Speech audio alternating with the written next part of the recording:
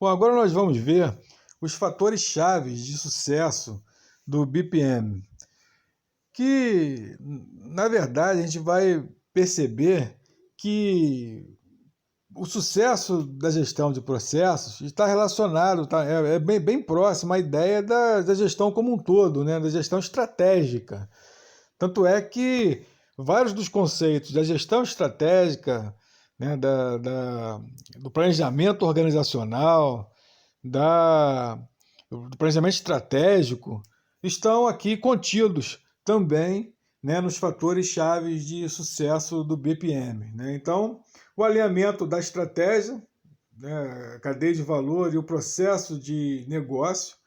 Né? Então, os processos têm que estar alinhados ao planejamento estratégico, lógico, né? Porque se o planejamento estratégico detectou que tem que melhorar a qualidade, que tem que aumentar a produtividade, atender melhor a demanda, a gestão de processos vai estar buscando trabalhar em função disso.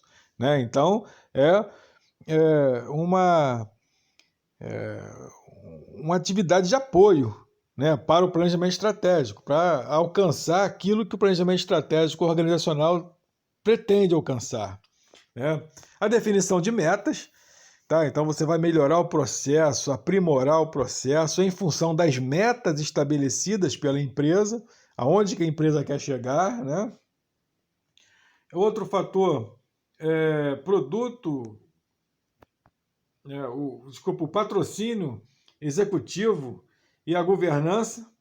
Tá? Um outro elemento importante dos fatores-chave de sucesso. Né? Então, primeiro, né, o patrocínio executivo, ou seja, quem vai, né, dar aporte, destinar verba para melhorar os processos na organização. Né? Então, de como que vai ser financiado as melhorias de processo, porque isso tudo custa investimento da organização. Né? Falar em melhoria de processo requer redefinir carreira, redefinir funções profissionais da organização, redefinir equipamentos, tecnologia da informação. Né? Então isso tem que ter uma rubrica, uma verba voltada para esse tipo de investimento. Tá? Então, a questão do patrocínio. E outro elemento importante é da governança. Né? O que é a governança? É a empresa poder dar conta, atingir um nível de gestão que possa ter a sua função empreendedora. Né? Falar em governança são boas práticas de gestão. Né? Falar em governança significa aprimorar o processo de gestão. Tá? Então, outro elemento aí importante também para a estratégia da empresa. E a propriedade do processo. Tá? Um outro elemento que está vinculado aí à ideia de quem que vai, de fato, implantar o processo na organização. Aí tem uma discussão interessante sobre isso. Esse processo ele tem que ser colocado por um consultor externo, né?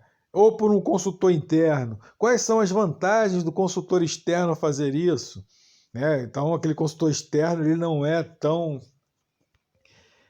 viciado, ou seja, ele não tem aqueles vícios organizacionais, ele vem de fora, portanto, ele não conhece as pessoas. E aí, caso um funcionário seja modificado, seja realocado, ele não vai dizer que é perseguição, né? Porque ele não conhece. Né? Então, você tem as vantagens. Né? Por outro lado, o consultor interno ele conhece melhor a organização, sabe o ritmo dela, a sua cultura. Tá? Então, essa discussão, né, sobre a propriedade aí do processo, quem vai tocar, quem vai colocar em prática esse processo. Depois você tem aí o sistema de medição, né? As métricas, né? Voltadas para o monitoramento, a mensuração. Então, estabelecer indicadores, criar parâmetros essenciais. Né? Então, qual o parâmetro de qualidade? Você vai colocar indicadores para isso. Quais são os indicadores? Então, aquilo que nós vimos no tema 4, né? Que está muito associado aqui a essa questão da métrica. Né? Criar indicadores para poder acompanhar melhor o processo. Depois, as práticas, né, colocar em prática o processo. Então, aí é o caso da implementação. Qual é a melhor forma de se implementar aquela alteração que foi feita, aquele novo processo, tá? Então é a fase aí, né, de execução das atividades, tá? Então, os fatores-chave de sucesso envolvem isso, né? Então é necessário estar alinhado ao planejamento, estar vinculado à missão, identificar quem vai patrocinar, quem vai ser o responsável, né, tanto financeiramente como bancar a ideia, porque às vezes uma ideia pode não ser bem aceita e você tem que ter a capacidade de convencimento, né?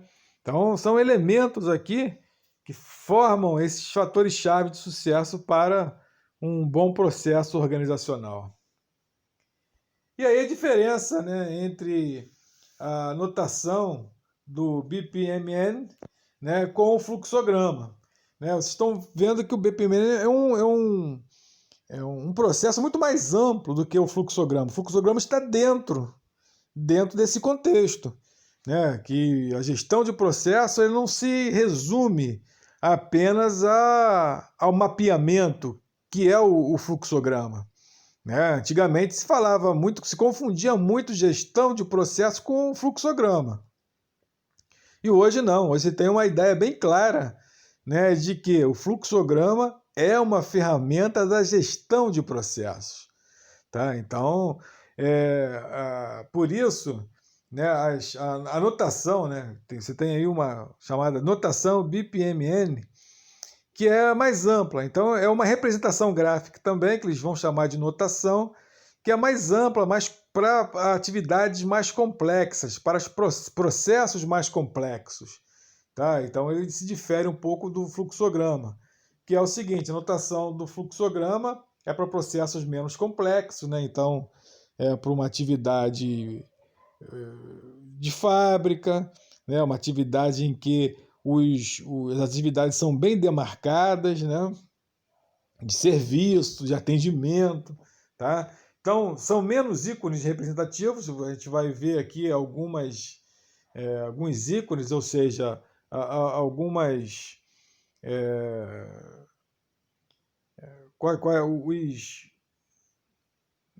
as figuras, né, que representam cada atividade, né? Eu até falei, né, lá no início, né, que o retângulo ele vai significar uma atividade, um losango vai ser uma decisão, né? Então a gente vai ver os respectivos ícones que representam uma atividade, né? E dificilmente você conseguirá importar um desenho para um BPM, um fluxograma para um BPMS, né? Enquanto que, né, a notação BPMN são mais voltados aqui para processos mais complexos, né? Então, hoje o e-commerce ele tem lá um conjunto de atividades que envolve também a tecnologia da informação que um fluxograma já não consegue determinar pela limitação que se tem. Então é um processo muito mais complexo e com a notação BPMN já fica mais fácil de ser feito, até porque você tem ali, né, ícones que já podem representar atividades que envolvem tecnologia da informação. Então, por exemplo, uma venda online. Num fluxograma você não tinha como, né, representar isso graficamente. E hoje você tem com as notações BPMN.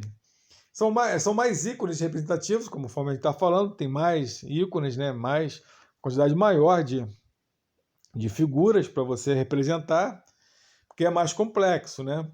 E usadas na automatização de processos, fácil de importar em um BPMS. Ou seja, então, o fluxograma dá para você importar para um BPMS, né, para um BPMN, porque, né, ele é mais simples, tá? Então você tem aí embora a gente vai ver basicamente somente aí o fluxograma, tá?